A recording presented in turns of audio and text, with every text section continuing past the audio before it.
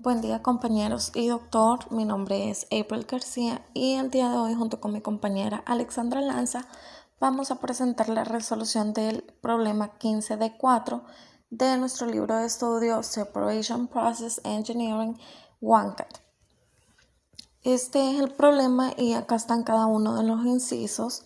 Como pueden ver son 4 incisos y se nos pide estimar la difusividad de una mezcla binaria de benceno y aire bajo distintas condiciones siguiendo ciertas ecuaciones que vamos a estar viendo en las próximas diapositivas. Por acá tenemos el enunciado donde básicamente pues nos están pidiendo determinar la difusividad de la mezcla binaria benceno-aire para dos valores distintos de presión y temperatura. Dichos valores pues están dados en cada uno de los incisos. También se nos pide estimar la difusividad de Maxwell-Stefan y tomando consideraciones teóricas pues se nos facilitará el cálculo de la misma. Por último, se nos pide comparar la difusividad que obtuvimos por medio de datos experimentales, es decir, con las ecuaciones, y compararlo con el dato teórico que está dado en la tabla 15.1. Por acá tenemos algunas de las ecuaciones que estaremos utilizando a lo largo de la resolución del ejercicio. La primera ecuación es la de Chapman-Enskog, que es la ecuación 15.22.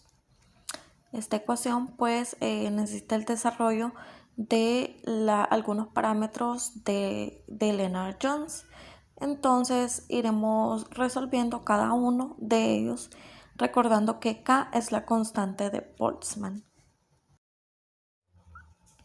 Como primer inciso se nos pide estimar la difusividad a partir de la teoría de Chapman-Enskog y esto lo haremos utilizando la tabla 15.2, que en ella vamos a encontrar los parámetros de Lennard-Jones y los valores de la integral de colisión. Para este inciso tenemos datos de presión, que es de una atmósfera, el dato de temperatura, que es de 298.2 Kelvin. Para el compuesto A nombraremos al aire y como compuesto B nombraremos al benceno. Haciendo uso de los datos de la tabla 15.2, entonces empezamos determinando el diámetro de colisión promedio por medio de la ecuación 15.22. Si se fijan, pues únicamente es la suma de ambos diámetros de colisión para cada uno de nuestros compuestos y se divide entre 2. Ahora bien, para la integral de choque para la difusión molecular haremos algo similar, nada más que utilizaremos una suma de epsilon AB entre la constante de Boltzmann, que como bien sabemos es 1.38 por 10 a la menos 23 joules sobre Kelvin, y a eso le sacaremos la raíz cuadrada. De esa forma, pues bueno, esos datos ya están dados, ¿verdad? Esa relación de epsilon A entre K más la relación de epsilon B entre K están dados en la misma tabla 15.2 y pues se obtiene un resultado directo de 180.02. Vamos a dividir este factor entre la temperatura, recordando que la temperatura tiene que estar en Kelvin, y encontrando su inverso obtenemos un valor de 1.6565. Bien, ahora que tenemos la constante de Boltzmann multiplicada por la temperatura entre la energía de interacción de Lennard-Jones, que era el valor anterior que teníamos de 1.6565, vamos a encontrar la colisión integral. Vamos a hacer uso del apéndice 19 de McCabe y vamos a hacer una interpolación lineal para obtener un valor de colisión integral de 1.151. Una vez que obtenemos todos nuestros valores, solamente hacemos la sustitución en la respectiva ecuación para cada una de las variables y obtenemos un valor de difusividad de AB igual a 0.088 centímetros cuadrados sobre segundo. Para el inciso B, lo que haremos es una comparación de resultados con la tabla 15.1.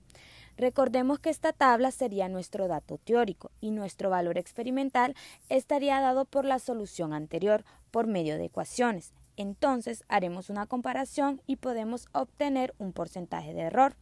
Recordemos que el porcentaje de error está dado por la resta del valor real menos el valor experimental entre el valor real. Eso se multiplica por 100, ya que lo que buscamos es un porcentaje, y obtenemos un valor de 8.33, como notamos en la diapositiva. Si bien sabemos por clases anteriores, el valor máximo de un porcentaje de error para que sea aceptable es del 5%. El inciso C nos pide estimar la difusividad, pero esta vez tenemos un cambio en los datos. Para la presión nos da un valor de 0.5 atmósferas y una temperatura de 273 Kelvin. El componente A siempre será el aire y el componente B siempre será el benceno.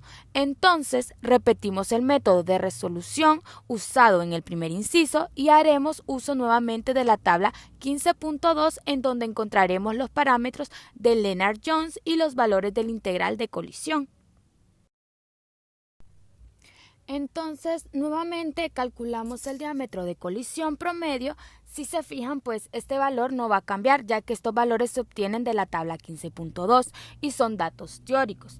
Asimismo, la integral de choque para la difusión molecular tampoco cambia. Lo que sí va a cambiar es el factor que es afectado por la temperatura, ya que el valor de la temperatura en el primer caso era 298 Kelvin y acá nos cambia a 273 Kelvin.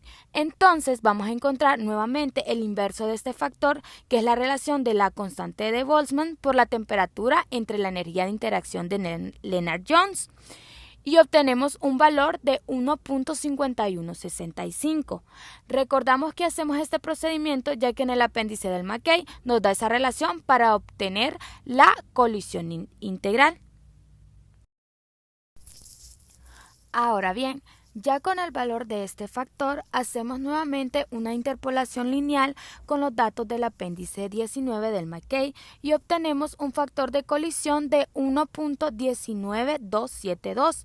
Ahora procedemos a sustituir todas las variables y obtenemos un valor de difusividad de 0.015 centímetros cuadrados sobre segundo.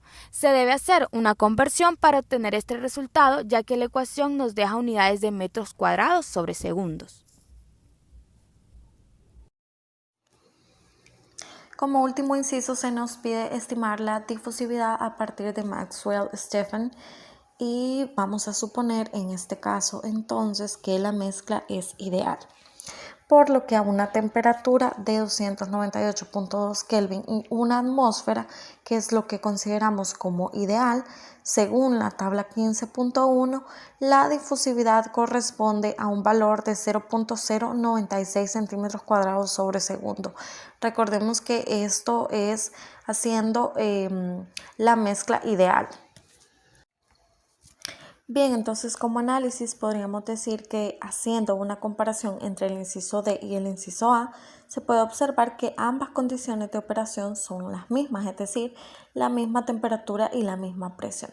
Lo que cambia básicamente es que para el inciso A vamos a utilizar una tabla con datos de Lennard-Jones y una ecuación que es la de Chapman-Enskog, lo que hace que nuestro cálculo varíe.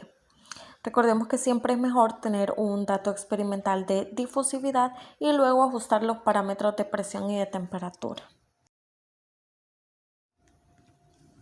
Muchas gracias. Esta ha sido nuestra resolución del ejercicio 15.4 del libro de estudio.